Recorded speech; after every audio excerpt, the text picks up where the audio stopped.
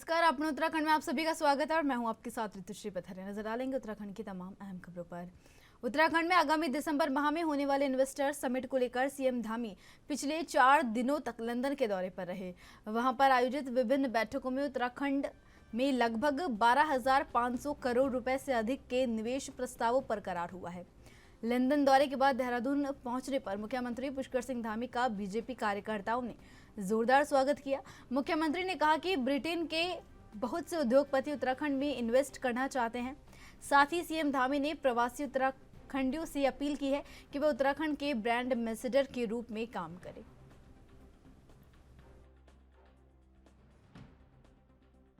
500 करोड़ के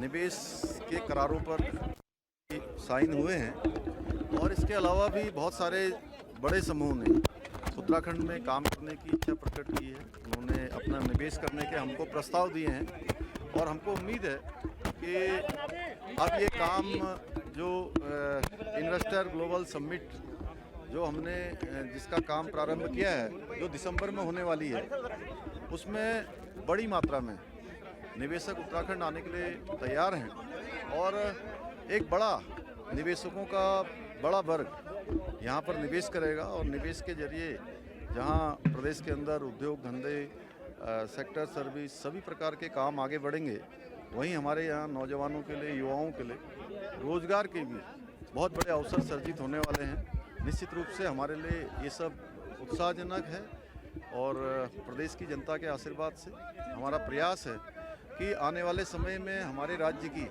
जो जीएसडीपी है वह भी दुगनी हो, हर क्षेत्र में हमारा राज्य प्रगति करे और पहले से भी अच्छे समूह यहाँ पर काम करते हैं, उन सभी समूहों के साथ मिलकर और जो अप्रवासी भारतीय अप्रवासी उत्तराखंड के लोग जो विदेशों में रहते हैं उन सब का भी हम आह्वान करते हैं कि वो सब भी हमारे ब्रांड एम्बेसडर के रूप में। उत्तराखंड के सीएम पुष्कर सिंह धामी लंदन दौरे से वापस लौट आए हैं। सीएम धामी दिल्ली से सीधे देहरादून रेस कोर्स स्थित बन्नू स्कूल ग्राउंड पहुंचे, जहां पार्टी के कार्यकर्ताओं और पदाधिकारियों ने फूल मालाओं और आतिशबाजी के साथ सीएम का भव्य स्वागत किया। इस दौरान सीएम धामी ने पत्रकारों से मुखातिब होते हुए कहा कि 500 लोगों के निवेश के करारों पर साइन हुए हैं। इसके अलावा भी बड़े समूह ने उत्तराखंड में काम करने की इच्छा प्रकट की है। जो इन्वेस्टर समिट दिसंबर में होने वाला है, हमें उम्मीद है कि निवेशकों का बड़ा वर्ग यहां निवेश करेगा और प्रदेश के सेक्टर सर्विस और सभी प्रकार के काम आगे बढ़ेंगे, जिससे उत्तराखंड के नौजवानों के लिए युवाओं के लिए रोजगार के अवसर प्राप्त होंगे। साथ ही हमारा प्रयास है कि आने वाले समय में राज्य की जीडीपी दुगनी होगी। आप देखते हैं जो लंदन दौरा रहा है, देखिए मुख्यमंत्री का स्वागत पार्टी तो करेगी, लेकिन मुझे बताते हुए खुशी है कि आज उत्तराखंड का यूथ है वो बहुत उत्साहित है, क्योंकि उत्तराखंड की जो भौगोलिक परिस्थितियाँ हैं उन परिस्थितियों में रोजगार की दृष्टि से इन्वेस्टर जब आएंगे तो बहुत बड़ी संख्या में रोजगार खुलेंगे। क्योंकि छोटा राज्य सरकारी नौकरी की सीमाएँ हैं, लेकिन मैं कह सकता हूँ पुष्कर सिंह धामी उन मुख्यमंत्रियों से हैं जिन्होंने यहाँ की युवा शक्ति को रोजगार देने के लिए एक सार्थक प्रयास कर बढ़ रहे हैं। अभी तो इन्वेस्टर समिट भी होनी है, तो बड़ी संख्या में लोग आए, एक उत्साह का एक माहौल है। और उत्तराखंड के अंदर मैं कह सकता हूँ आज संपूर्ण जनपद का जो युवा शक्ति बेरोजगार जो युवा है उनको एक किरण आशा की जगी है और एक बहुत बड़ी उपलब्धि के रूप में इसको मानता हूँ। अप्रवासियों से भी समिट को लेकर एक अच्छी उपलब्धि है कि उत्तराखंड राज्य जैसे छोटे राज्य में अगर लंदन के निवेशक भी अगर आकर्षित हो रहे हैं इंग्लैंड के, तो ये अच्छी बात है राज्य के लिए। अच्छा, एक और पहल करने जा रहे हैं मुख्यमंत्री की, जो एनआरआईज हैं अप्रवासी हैं उनके लिए एक सेल बना। अच्छा कदम है, क्योंकि एनआरआई का अपने राज्य से और अपने देश से लगातार संपर्क बना रहे और यहाँ की तमाम उनकी यहाँ की योजनाओं की जानकारी उनको हो, ताकि वो लोग भी यहाँ पर अगर इन्वेस्ट। उत्तराखंड में वित्तीय प्रबंधन को लेकर प्रदेश सरकार काफी गंभीर नजर आ रही है। सरकार के सकारात्मक पहल से विकास कार्यों को अधिक बढ़ावा मिलेगा और सरकार की बेहतर छवि भी जनता के बीच पहुंचेगी। प्रदेश के वित्त मंत्री प्रेमचंद अग्रवाल ने बताया कि राज्यों में निवेश को बढ़ावा देने के लिए केंद्र सरकार द्वारा scheme for special assistance to states of capital investment 2023-24 के अंतर्गत राज्यों के लिए पंजीकृत व्यय के लक्ष्य निर्धारित किए गए हैं।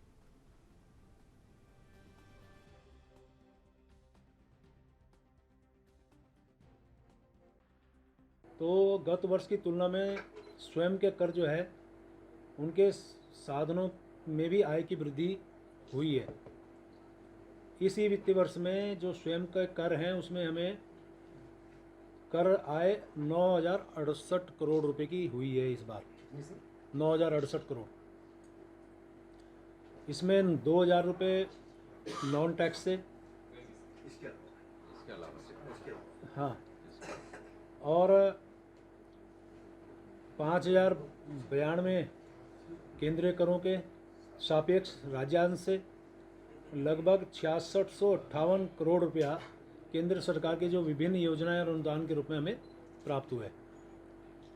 यानी कि हम इस बार जो है लगभग 22,737 करोड़ रुपए राजस्व आय के रूप में प्राप्त कर चुके हैं। अब यदि इसमें आप इसका और जानकारी लें तो राजस्व के जो प्रमुख स्रोत हैं वो SGST के माध्यम से 3747 करोड़, वैट के माध्यम से 1245 करोड़, स्टैम्प एंड रजिस्ट्रेशन में 1184 करोड़, आबकारी में 2088 करोड़, वाहन कर में 579 करोड़ रुपया। रुड़की के झबरेड़ा में किसान सम्मान यात्रा में पहुंचे पूर्व मुख्यमंत्री हरीश रावत ने कहा कि प्रदेश सरकार से लेकर केंद्र सरकार तक किसानों का शोषण कर रही है। किसान अपने अधिकारों के लिए सड़कों पर उतरकर आंदोलन करने के लिए मजबूर है।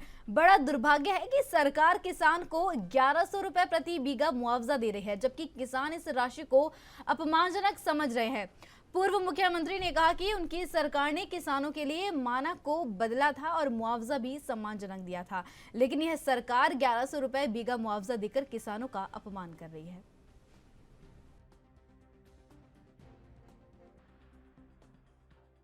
के समय में जो ज्ञापन माननीय मुख्यमंत्री को दिया था उसके समर्थन में हमने किसान कूच किसान सम्मान यात्राएं निकालने का माइक बंद करवा दिया और राज्य के विभिन्न कोनों में निकालेंगे।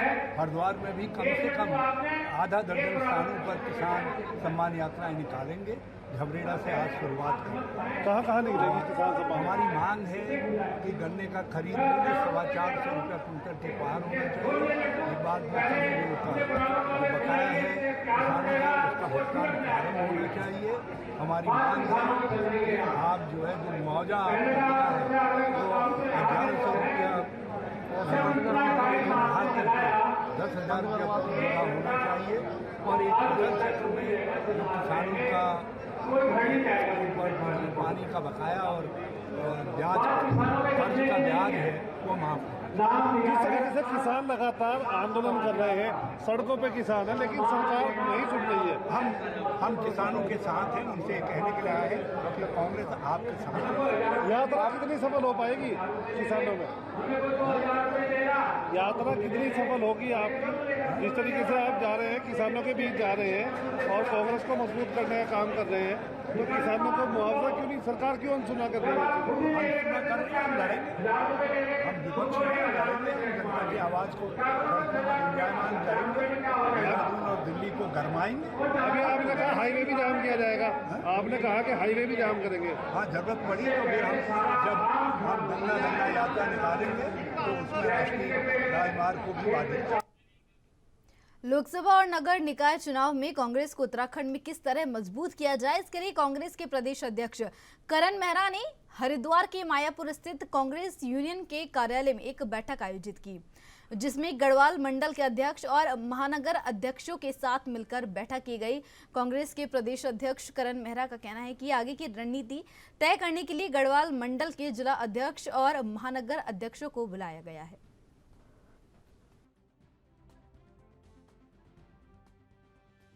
कार्यक्रम है अभी, क्योंकि सारे जिलाध्यक्ष और महानगर अध्यक्षों को बुलाया गया है और आगे की रणनीतियां तय करनी है, चाहे वो निकाय चुनाव है, सांसदीय चुनाव है और अभी जो बागेश्वर चुनाव हुआ था उसमें जो चीज़ें हम लोगों को संज्ञान में आई हैं उसको हम रेक्टिफाई कैसे करेंगे, क्या चीज़ उसमें पॉजिटिव थी और क्या चीज़ हम लोगों की कमी रहेगी, हम 2000 से चुनाव हारे हैं, उन सभी चीज़ों के विषय में विचार विमर्श और पारिवारिक मीटिंग है ये। क्या तैयारी है 2024 को लेकर, तैयारी क्या है कांग्रेस की? तैयारी पूरी है, हम अपने बूथ लेवल पे उस पर हम अपनी मजबूती पर लगे हुए हैं, लगातार उसको कर रहे हैं। उसी की समीक्षा भी आज है, जिला अध्यक्षों के संग बैठ के BLOs और जो हमारे बूथ कमेटियां हैं उनके बारे में भी डिस्कशन होगा। और उसके अलावा जो हमारे नए मंडल अध्यक्ष बने हैं, ब्लॉक अध्यक्ष और न्याय पंचायत बूथ लेवल और ब्लॉक लेवल के बीच में एक और संगठन का गठन हुआ है, उसके विषय में भी चर्चा विमर्श होगी। कितनी सीटों पे लग रहा है कि 5 में से जीतने वाली कांग्रेस? अभी तो हम सारी सीटों में मजबूत स्थिति में हैं, क्योंकि बागेश्वर में आप देखिए सिंपैथेटिक लोग थे, लोगों को सिंपैथी थी। एक मंत्री की डेथ हुई थी, उनकी वाइफ चुनाव लड़ी थी। 2022 में जिस चुनाव को हम 12,000 वोटों से लगभग हारे हैं, इस समय हम 20% वोट बढ़ाकर उस हार को हमने 2000 के आसपास हम लेके आए हैं। और इससे लगता है कि बड़ा परिवर्तन है। सिंपैथी की बात ये स्थिति है, और उसका कारण यह है कि कार्यकर्ताओं ने लगातार 15 महीने से मेहनत की है, लगातार कार्यक्रम दिए हैं, उसका असर अब पब्लिक में दिखने लगा है। रणनीति क्या रहेगी? रणनीति एक है कि मेरा बूथ मजबूत तो कांग्रेस मजबूत। महाराणा प्रताप चौक पर पार्टी जिला अध्यक्ष रवि छाबड़ा और प्रदेश सचिव अमरजीत सिंह सिद्धू के नेतृत्व में दर्जनों बीजेपी कार्यकर्ताओं ने पूर्व विधायक का हरभजन सिंह चीमा का पुतला दहन किया। आपको बता दें कि काशीपुर का फ्लावर का कार्य पिछले लगभग 5 साल से चल रहा है, जिसको अभी तक पूर्ण रूप से पूरा नहीं किया गया है। पूर्व मुख्यमंत्री त्रिवेंद्र सिंह रावत द्वारा इसकी आधारशिला रखी गई थी, लेकिन तब से लेकर अब तक तारीख पे तारीख मिल रही है और अब एक नई तारीख 15 दिसंबर दी गई है, जिसको लेकर समाजवादी पार्टी के कार्यकर्ताओं ने महाराणा प्रताप चौक पर नारेबाजी करते हुए पूर्व विधायक हरभजन सिंह का पुतला दहन किया।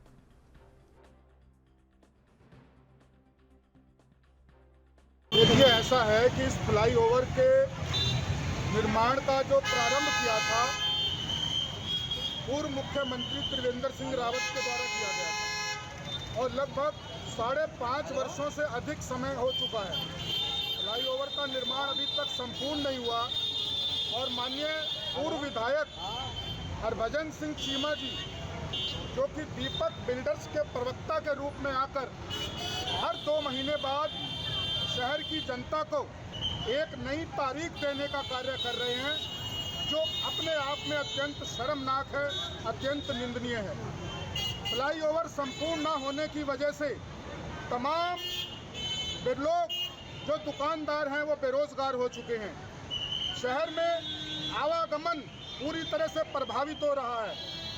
काशीपुर के अंदर दीपक बिल्डर्स के प्रवक्ता के रूप में पूर्व विधायक हरभजन सिंह चीमा का रोज नया ये बयान आना कि 2 महीने बाद इस फ्लाईओवर का कार्य संपूर्ण हो जाएगा, यह अब जनता मानने वाली नहीं है। समाजवादी पार्टी काशीपुर की जनता की तरफ से पूर्व विधायक माननीय हरभजन सिंह चीमा जी से ये कहना चाहती है कि अगर आप इस तारीख को लेकर इतने सुनिश्चित हैं तो आप यह भी ऐलान कीजिए कि अगर 15 दिसंबर तक इस फ्लाईओवर का निर्माण पूर्ण कर जनता को समर्पित ना किया गया तो मैं अपने विधायक पुत्र का इस्तीफा दिलवाऊंगा। समाजवादी पार्टी ये मांग करती है कि 15 दिसंबर तक अगर ये फ्लाईओवर जनता के सुपुर्द नहीं हुआ तो माननीय पूर्व विधायक हरभजन सिंह चीमा जी अपने विधायक पुत्र का इस्तीफा दिलवाएं। परिप्रेक्ष्य में समाजवादी पार्टी पूर्व विधायक हरभजन सिंह चीमा जी का पुतला दहन कर रही है, क्योंकि आप दीपक बिल्डर्स के प्रवक्ता के रूप में निरंतर जनता के सामने नई तारीख पे तारीख दे रहे हैं और अब जनता आपके इस तारीख को नहीं मानेगी, क्योंकि आप अपनी विश्वसनीयता को पूर्ण रूप से जनता की नजरों के सामने खो चुके। उत्तराखंड के देहरादून में लगातार बढ़ रहे डेंगू के मामले को देखते हुए नगर निगम अलर्ट मोड पर नजर आ रहा है। मेयर सुनील उनियाल ने बताया कि डेंगू के मामलों को देखते हुए नगर निगम द्वारा लगातार लार्वा का चेकिंग अभियान चल रहा है, जिसके चलते कई लोगों के चालान भी अब तक काटे जा चुके हैं। उन्होंने कहा कि चालान की प्रक्रिया के साथ साथ लोगों को जागरूक भी किया जा रहा है और इसी कड़ी में कई बड़े संस्थानों को भी चालान की पर्ची पकड़ी गई है, जिसमें जोगीवाला का विशाल मेगा मार्ट भी शामिल है। उन्होंने आगे कहा कि नगर निगम अपना प्रयास कर रही है, साथ ही लोगों की भी यह नैतिक जिम्मेदारी बनती है कि वह अपने घरों के आसपास हुए जमा पानी में लार्वा को पनपने ना दे।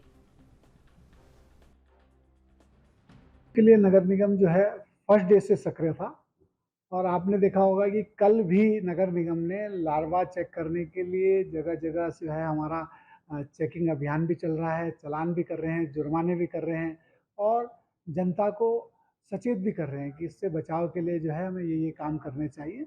कल ही जो है विशाल मेगा मार्ट का जो जोगीवाला में है उसका चालान किया गया। ऐसे लगातार चालान भी हो रहे हैं।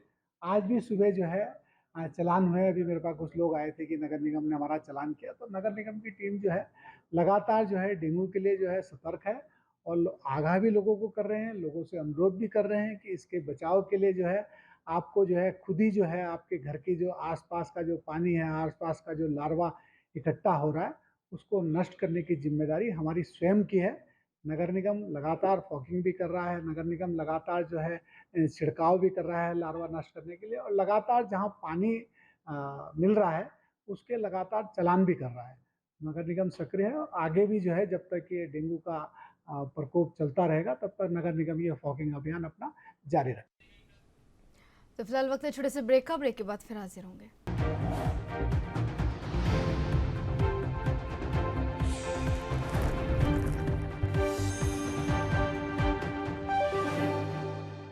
तो ब्रेक के बाद आप सभी का फिर से स्वागत है। बढ़ते हैं खबरों की ओर। जनपद उधम सिंह नगर में भारतीय किसान यूनियन खटीमा के किसानों ने ब्लॉक अध्यक्ष राजेंद्र सिंह के नेतृत्व में 1 अक्टूबर से कच्चा आड़त के माध्यम से धान खरीदने, 200 रुपए प्रति क्विंटल धान की फसल पर बोनस देने, गन्ने का मूल्य 400 रुपए प्रति क्विंटल घोषित करने, नवंबर प्रथम सप्ताह में फैक्ट्री को चलाकर समय से गन्ना खरीदने और बैंक कृषि ऋण पर 10 लाख की सीमा पर स्टाम्प ड्यूटी से मुक्त करने आदि मांगों से संबंधित एक ज्ञापन उप जिलाधिकारी रविंद्र सिंह बिष्ट के माध्यम से उत्तराखंड मुख्यमंत्री को प्रेषित कर उक्त समस्याओं के समाधान की तत्काल मांग की है। इस दौरान उत्तराखंड किसान आयोग के उपाध्यक्ष राजपाल सिंह भी मौजूद रहे। किसानों ने कहा कि धान और गन्ने की फसल तैयार होने वाली है, इसलिए उचित मूल्य पर और समय से केंद्रों पर खरीदारी की व्यवस्था की जाए ताकि किसानों को किसी प्रकार की परेशानी का सामना न करना पड़े।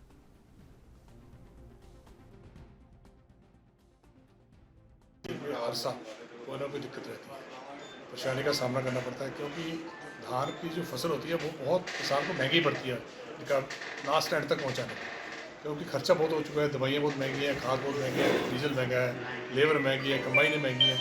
किसानों ने कहा कि हमें जो पिछली बार समस्याएं इस बार नहीं आनी चाहिए, तो इसलिए आज एक शिष्टमंडल किसानों का आदरणीय एसडीएम साहब से मिला और उन्होंने जो हमारी पिछली बार समस्या थी उससे अवगत कराया कि ये समस्या इस बार नहीं आनी चाहिए।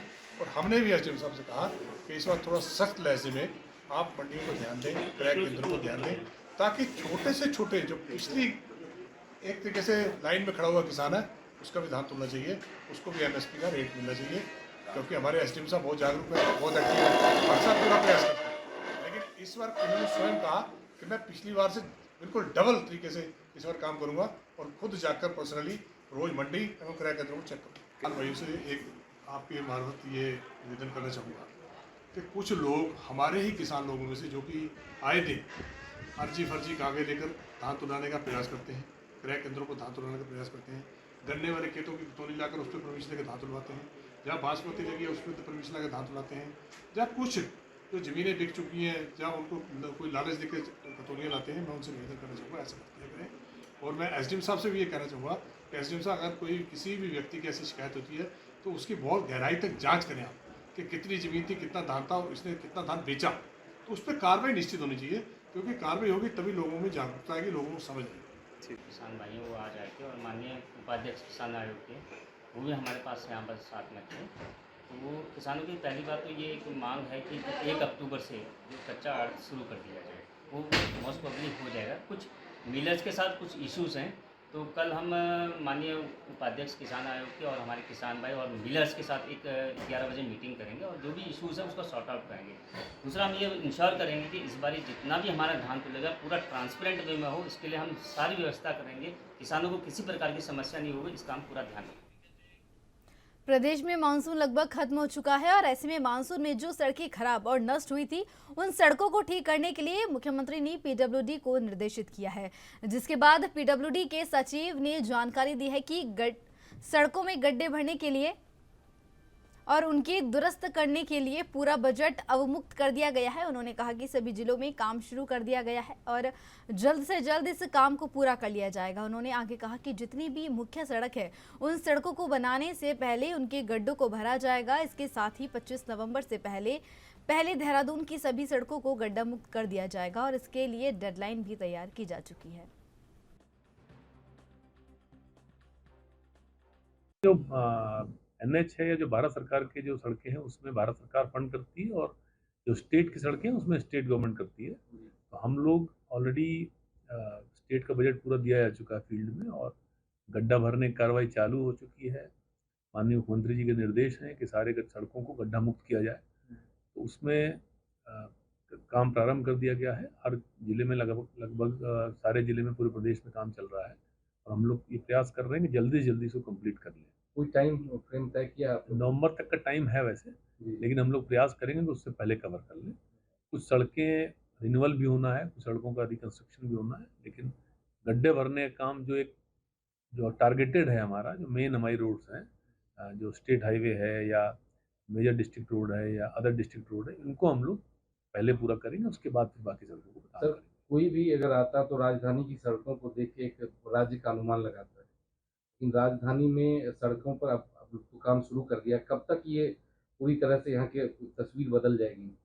देखिए, देहरादून की सड़कें का लिए लास्ट डेट जो है 25 नवंबर का दिया गया है कि 25 नवंबर से पहले पूरा काम कर लिया जाए और काम सारे लगभग टेंडर भी कर दिए गए हैं, तो मुझे उम्मीद है कि हम लोग उससे पहले कवर कर लें। जो लेंस कोटद्वार में डेंगू के लगातार बढ़ते मरीजों को देखते हुए स्वास्थ्य विभाग की टीम कंटेनमेंट जोन में जाकर लोगों की जांच कर रही है। स्वास्थ्य विभाग की टीम ने 39 घरों में जाकर लोगों की जांच की है। वहीं दूसरी ओर बेस्ट अस्पताल कोटद्वार के प्रमुख अधीक्षक डॉक्टर विजेश भारद्वाज ने लोगों से अपनी फूड डाइट विशेष ध्यान में रखने की अपील की है।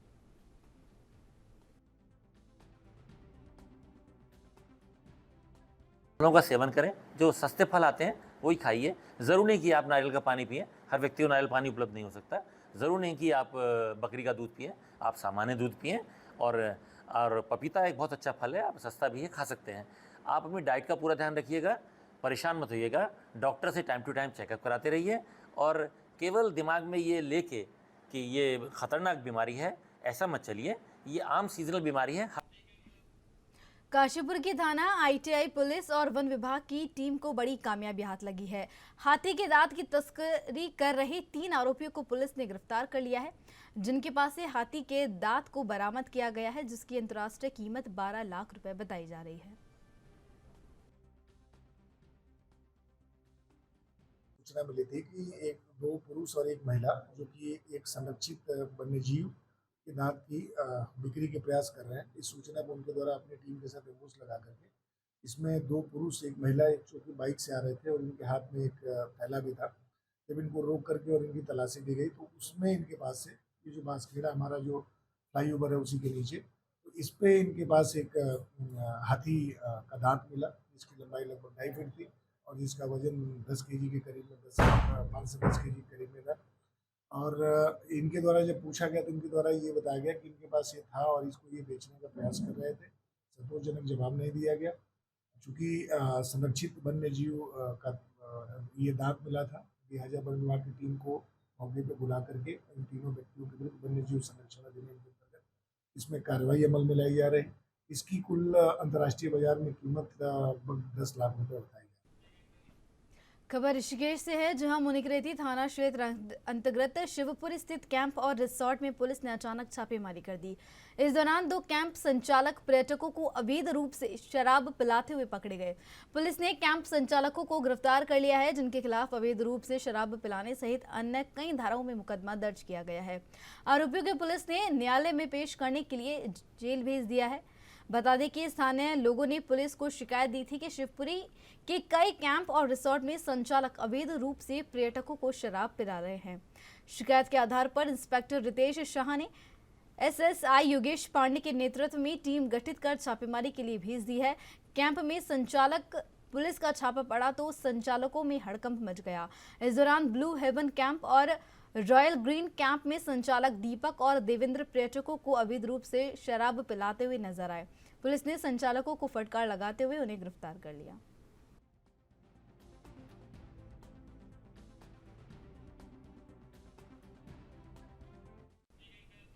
तो मेरे साथ उत्तराखंड की खबरों में बस इतना ही। तमाम अहम खबरों के लिए देखते रहिए ANB न्यूज़। नमस्कार।